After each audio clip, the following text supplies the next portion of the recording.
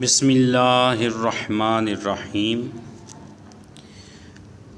السلام علیکم ورحمۃ اللہ۔ معزز سامعین، اسلامی سال ماہ محرم الحرام سے شروع ہوتا ہے۔ یہ بہت ہی عظمت اور برکت والا مہینہ ہے جو ہمیں صبر و ایثار کا درس دیتا ہے۔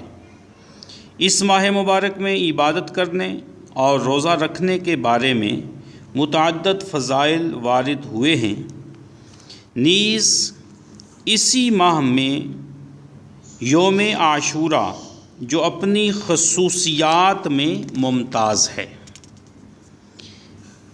آئیے اس میں روزہ رکھنے کے فضائل سنتے ہیں۔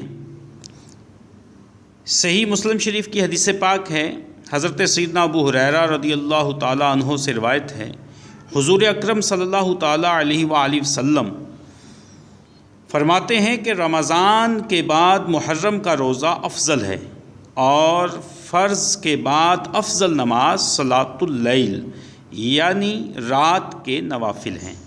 اسی طرح ایک اور حدیث پاک ہے کہ نبی پاک صلی اللہ تعالیٰ علیہ وسلم کا ارشاد پاک ہے، محرم کے ہر دن کا روزہ ایک مہینے کے روزوں کے برابر ہے۔